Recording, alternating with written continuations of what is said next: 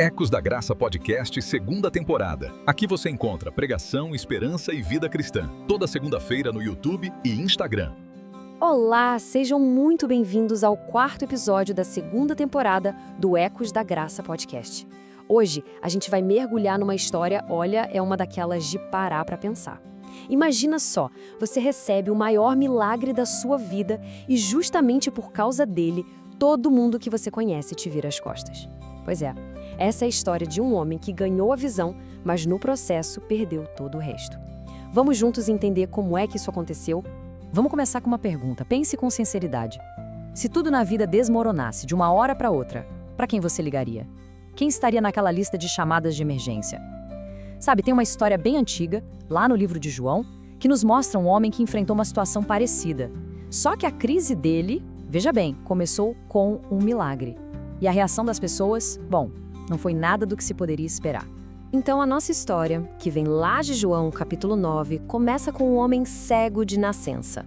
Alguém que a sociedade, na verdade, preferia nem notar. E na primeira vez que as pessoas realmente prestam atenção nele, não é com compaixão, não. É com uma pergunta que já chega julgando, já chega condenando. Essa é a pergunta que os discípulos fazem. E ela revela uma mentalidade da época que, pra gente hoje, é bem chocante. A ideia de que todo sofrimento era de alguma forma um castigo direto pelo pecado de alguém. Se uma pessoa estava sofrendo, a culpa era dela ou da família dela.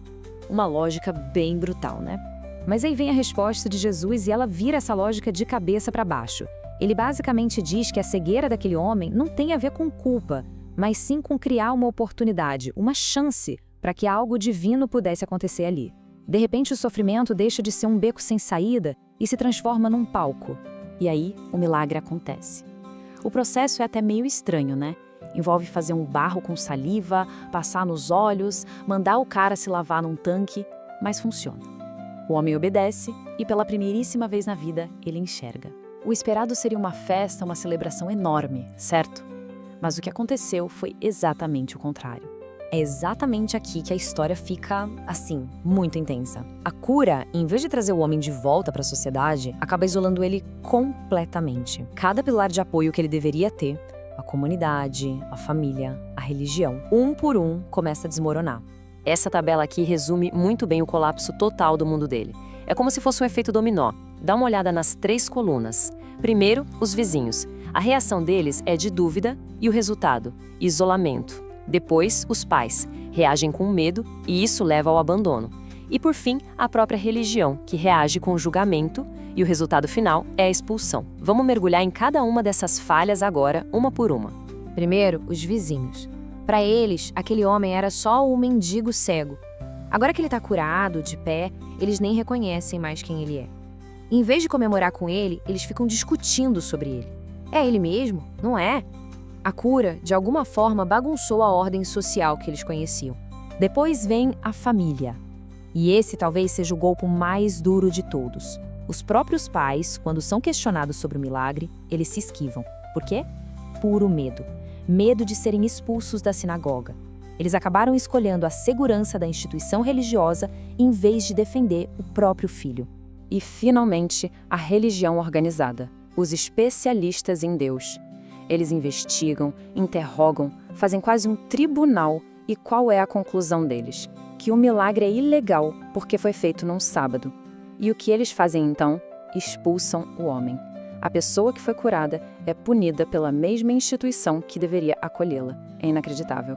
Então, a gente chega no fundo do poço. O cara está curado, mas está completamente sozinho, rejeitado por todo e qualquer sistema humano que deveria apoiá-lo.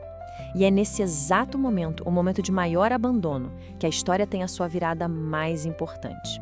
Tenta imaginar o estado emocional desse homem, a confusão que devia estar na cabeça dele, enxergar pela primeira vez, mas ver todo mundo que conhecia virando as costas. Ele foi expulso, não tem para onde ir. É a imagem do isolamento total. E aí, em contraste total com todo esse abandono, a gente tem essa frase. Presta atenção na ação. Jesus não fica esperando. Ele ouve que o homem foi expulso e vai procurar por ele. A pessoa que todo mundo rejeitou é a única que Jesus vai atrás. Esse encontro muda absolutamente tudo, Porque a história, na verdade, nunca foi só sobre curar os olhos. Aquilo foi só o começo, só a isca. O verdadeiro milagre, a verdadeira visão, estava prestes a acontecer. É aqui que a gente encontra a grande ironia da história. Os líderes religiosos, que tinham uma visão física perfeita, são mostrados como os verdadeiramente cegos. A certeza deles de que já enxergavam a verdade os impedia de ver o que estava bem na frente deles. A pior cegueira é a arrogância de achar que já se sabe tudo. Isso aqui é o coração da história.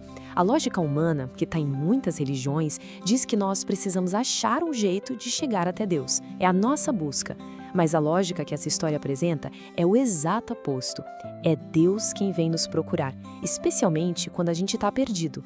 A iniciativa é sempre dele. A jornada desse homem segue uma progressão muito clara.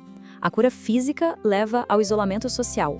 Esse isolamento, por sua vez, leva ao encontro com Jesus. E é esse encontro que finalmente abre os olhos espirituais dele. Parece que é só quando ele perde tudo que ele ganha a capacidade de ver de verdade. E isso tudo nos traz de volta aquela pergunta lá do início, lembra? Para quem a gente ligaria numa crise? Essa história nos força a olhar para essa questão de um jeito completamente novo. A grande revelação da história é essa. A questão principal não é quem nós vamos escolher buscar. É a gente se dar conta de que alguém já nos escolheu primeiro. A iniciativa, no fundo, nunca foi nossa. E, no fim das contas, essa história toda nos deixa com uma pergunta pra gente levar, né? Uma reflexão. Pensa bem, isso aconteceu há 2000 anos, mas será que os sistemas humanos mudaram tanto assim? Eles ainda falham, e muito. A pergunta que fica é: onde é que estão os nossos pontos cegos hoje em dia? Nas nossas comunidades, nas instituições, talvez até dentro da gente. O que será que a gente não está conseguindo enxergar? Bom, ficamos por aqui com essa reflexão. Um grande abraço e até a semana que vem. Quando tudo parece demais, há uma voz que nos chama para perto. Aquiete-se e ouça o eco da graça.